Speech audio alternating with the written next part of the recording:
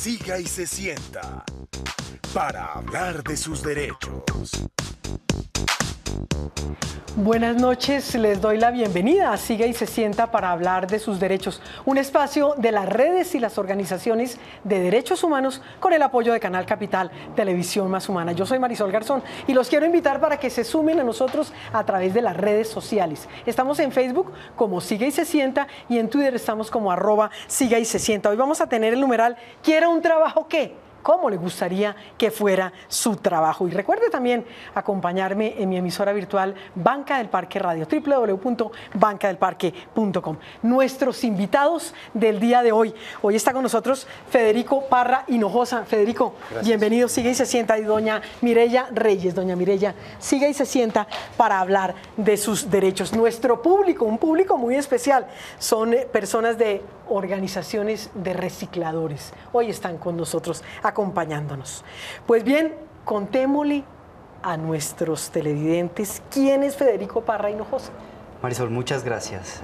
Yo soy antropólogo de profesión, llevo más o menos unos 16 años acompañando a la población recicladora en procesos de organización y trabajo para una organización no gubernamental que se llama WIGO, Mujeres Globalizadas en Economía Informal, que se encarga de trabajar sobre la población en empleo informal en Colombia. ¿Y quién es doña Mireya Reyes? Contémosle. Sí, mira, yo soy Luz Mireya Reyes, soy recicladora de oficio hace 25 años. Pertenezco a una organización de base que se llama Pedro León Trabuche y una de segundo nivel que se llama Ecoalianza. Esa es mi organización. Bueno, y nos alegra que nos acompañe. El Vox Populi, esta sección que nos encanta a todos porque es la voz de la gente. ¿Cómo está el trabajo en Colombia? Miren lo que nos respondieron. Vox Populi. Trabajo en Bogotá, está tenaz, pues ya llevo para 15 días y pues nada, por el momento no me han llamado. Para las personas, digamos, que no tenemos estudiantes, son como muy pocas las oportunidades. Para mí, pues, tengo aquí mi empresa, ando con él, ahí trabajo. No sé para los demás. Casi siempre están recibiendo, son los que están estudiando más, y entonces a los que no estudian, pues, les tocan más trabajos básicos y mala paga, ¿no? Cuando tú quieres estudiar y trabajar es muy complicado encontrar algo que te sirva. Mucho trabajo. Abundante. Para la población que ha estudiado es mejor, por eso hay que estudiar. Es muy triste cómo abusan de la situación del país y a la pobre gente, como todos los trabajadores que somos colombianos, nos toca regalar nuestro trabajo para poder sobrevivir. Hay sectores donde está muy buena, hay muy buenas ofertas y hay otros donde sí está muy complicado. ¿Cómo está el trabajo en Colombia? Nuestras redes, estamos en Facebook como Siga y se sienta y en Twitter también como @Siga y se sienta. Hoy diciendo que el numeral que hoy van ustedes a decir es ¿quiere un trabajo qué? ¿Cómo le gustaría que fuera su trabajo? Federico, ¿cómo está el trabajo en Colombia? Pues bueno, lo primero que hay que decir es que según cifras de la Organización Internacional del Trabajo, más del 50% de los trabajadores tienen un empleo informal. ¿Qué significa esto? Que no están cubiertos por la seguridad social, que no tienen cabal cumplimiento de toda la normatividad laboral y que sus ingresos son relativamente bajos, es decir, que no gozan plenamente de sus derechos laborales. Y digamos que en porcentaje, ¿qué podemos decir? ¿Cuántas personas son informales? ¿Cuántas? Estaríamos hablando de casi la mitad de los trabajadores. ¿Eso es una tendencia ya? ¿Estamos llevando a la ciudadanía a que terminemos todos en trabajos informales? Pues efectivamente estamos frente a una tendencia mundial, Marisol, de flexibilización laboral. Cada día es más difícil poder efectivamente acceder a un trabajo estable. ¿Y por qué, Federico? Pensemos que de una u otra manera, como la idea es generar un escenario de rentabilidad para las empresas, a ellos les sirve tercerizar y son mucho más atractivos. No responder por el trabajador. Y son mucho más atractivos los gobiernos que le exigen menos a las grandes empresas en términos de las exigencias laborales o la responsabilidad con sus trabajadores. Doña Mireya, ¿cómo ha sido esa experiencia con el reciclaje, esa lucha por el derecho al trabajo? El proceso de nosotros como recicladores ha sido aquí en la ciudad muy duro. Hemos tenido que pelear contra leyes que nos condenaban por abrir la bolsa. Muchas protestas, mucha lucha de los recicladores, organizaciones, y la ERB como tal, las demás organizaciones unidas para hacer esta lucha, y las sentencias de la Corte que en este momento están y que nos dan los derechos en este momento para el reciclaje. Pero en sí ha sido muchísimos años, 25 años de lucha de los recicladores. Pero gracias a la unión, porque lo más importante es la unión de los recicladores, siempre esa ha sido la fuerza, y eso ha hecho que la ciudad nos escuche, que nos escuche el gobierno, que todas las entidades nos escuchen. Ha sido la unión completa de los recicladores. ¿Su merced siente que antes no eran tan visibles, que antes como que los desconocíamos? El reciclaje para nosotros ha sido una forma de trabajo, porque al no tener una formación laboral, al no tener más recursos, esa fue nuestra primera oportunidad de trabajo y de trabajo honesto que pudimos conseguir. Y la oportunidad en el reciclaje se da por las necesidades. Lo otro es que no veíamos ninguna amenaza en ese momento. A través de los años vimos las amenazas, vimos que el negocio del reciclaje para muchos empresarios era muy rentable y nos querían desplazar y buscar muchas formas para desplazarnos, incluso la empresa privada, todo nos quiso desplazar, pero fue mucha la lucha nuestra, muchas cosas que tuvimos que hacer, mucha pelea como organizaciones, unirnos, tuvimos apoyo, sí, tuvimos apoyo de entidades, que vieron que nuestra lucha era real, que defendía nuestros derechos, nuestro mínimo vital para sostenernos, y esa ha sido la lucha más fuerte para nosotros aquí en esta ciudad, y gracias a Dios pues hoy en día se están viendo los resultados. ¿Sienten que van por buen camino dentro de su organización? Hay muchas cosas por hacer, todavía hay muchísimas cosas por hacer, pero sí, hemos visto resultados con toda esta lucha, hemos visto los resultados, y pues las políticas están a nuestro favor en este momento, debemos aprovecharlas, y invito a los recicladores para que se unan, para que luchen, para que no dejen que aplasten sus derechos, porque estos derechos ya están ganados, solo tienen que reclamarlos y hay que organizarse. Pues nos vamos a ir a una pausa y ya regresamos.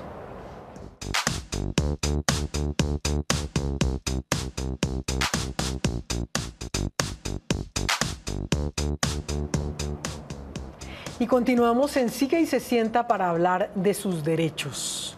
La píldora para la memoria, para aprender qué es el derecho al trabajo. Vea. Píldora de Derechos Humanos. El derecho al trabajo está estipulado en nuestra Constitución Nacional, pero también en diferentes pactos internacionales. ¿Y esto qué quiere decir? Esto quiere decir que toda persona tiene derecho a escoger el trabajo que quiere. ¿Por qué? Porque el trabajo es una categoría que realiza al ser humano. Pero no solamente es el derecho a escoger el trabajo que uno quiere, sino que eso implica otras condiciones, como que el trabajo sea un trabajo decente, es decir, que permita al ser humano tener condiciones dignas. Es un trabajo que tiene que ser en igualdad de condiciones, es decir, que hombres y mujeres reciban exactamente lo mismo por el trabajo que realizan.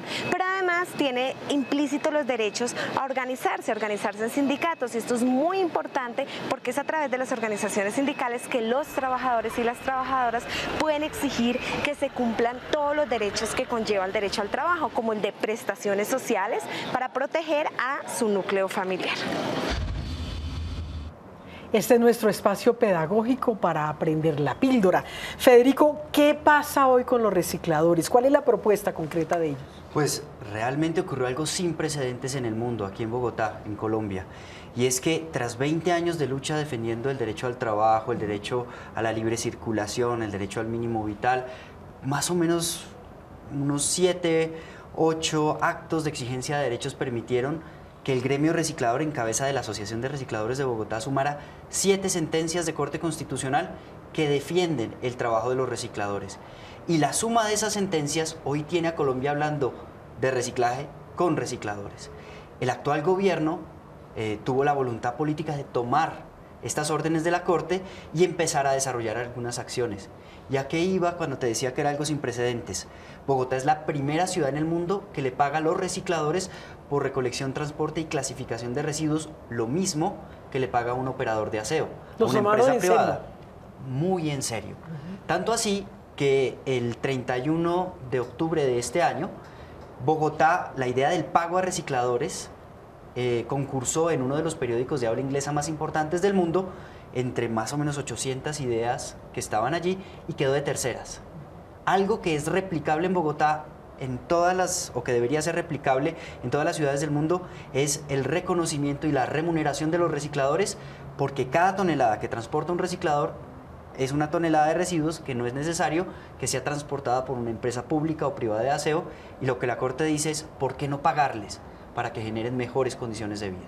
Es que eso es muy rentable, eso es un negociazo. Doña Mireya, su merced tiene una historia muy linda y quiero que nos la comparta. Bueno, nuestra historia como organización de recicladores comienza desde una reubicación.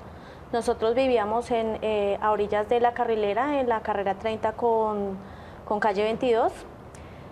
Allí tuvimos un proceso donde se comenzó a ver la unión de nosotros como sociedad y como comunidad. Nos unimos para hacer esa lucha porque íbamos a ser desalojados. Como ya había sido desalojado 2 o 3 invasiones parecidas que quedaban al filo de la carrilera. Nosotros nos unimos con ayudas de ENDA, hicimos un cabildo abierto, reunimos firmas y reunimos recursos para comprar un terreno. Nosotros se compró el terreno y ya tuvimos el apoyo de la Caja de Vivienda Popular, donde fue posible adquirir una vivienda digna, porque de todas maneras al estar allí estábamos en un sitio donde aparecíamos en alto riesgo, ya que vivíamos cerca a unas torres de energía de alta tensión. Ahí comienza nuestro proceso. Yo ahí, cuando fue ese proceso, yo tenía 17 años y fui parte de los líderes que hicieron posible pues conseguir el terreno, hacer todo el proceso porque es que a nosotros nos tocó muy duro. En ese momento no había vivienda para las personas como nosotros de bajos recursos. Fue muy difícil, teníamos que tener unos recursos, unos ahorros que obviamente nosotros no teníamos, pero más sin embargo hicimos esfuerzo. Se hicieron sorteos, se hicieron fiestas, una cantidad de cosas para reunir unos fondos para comenzar para que fuera una cuota inicial para el terreno. Ese terreno en este momento queda en el barrio Las Brisas. Ahí tenemos es un conjunto de recicladores. Qué bonito, qué experiencia tan linda. Es como el primer inicio de esa lucha. ¿Cuál ha sido la experiencia con Basura Cero? La experiencia con Basura Cero, bueno, ha sido el resultado de mucha lucha de los recicladores. Ha sido el resultado de las sentencias, como dice Federico, de las sentencias, de la lucha de los recicladores. ¿Y cómo me ha ido con Basura Cero? En mi versión personal me ha ido bien. Nosotros tenemos el proceso de la sustitución del vehículo. Yo tenía mi caballo y mi zorra. ¿Y les dieron un vehículo? Y me dieron un vehículo, el cual no tuve que pagar absolutamente nada. Estaba incluido el curso de manejo. Yo manejo un vehículo y ese es mi transporte, y gracias a Dios pues con el pago de la tarifa ha mejorado mis condiciones de vida y la de mis hijos. Su merced ahora anda motorizada. Yo ando ahora motorizada. ¿Le rinde más el trabajo seguramente? Me rinde más el trabajo y tiene uno más oportunidades de trabajo, porque ya lo que usted podía hacer con la mitad del tiempo puede hacer algo más y le puede quedar tiempo para otras cosas. ¿Estas propuestas tienen enemigos, Federico? Es decir, gente que diga, no, es que es mejor tener este negociazo de la basura.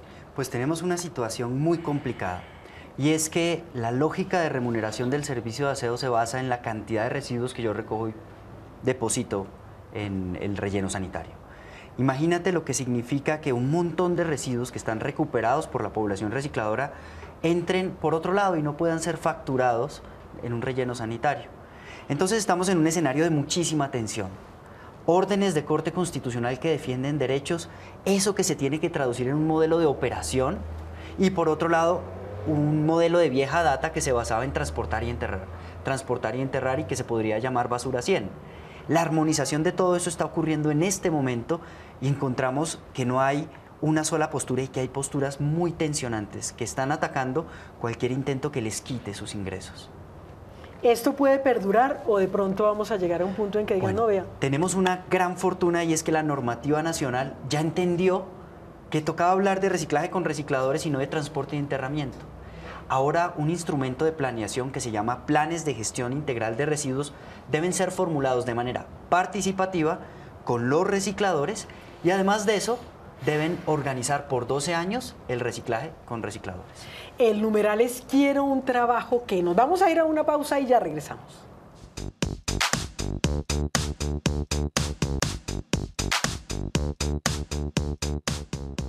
Estamos en Facebook, Siga y se sienta. Y en Twitter estamos como @siga y se sienta. Hoy con el numeral quiero un trabajo que.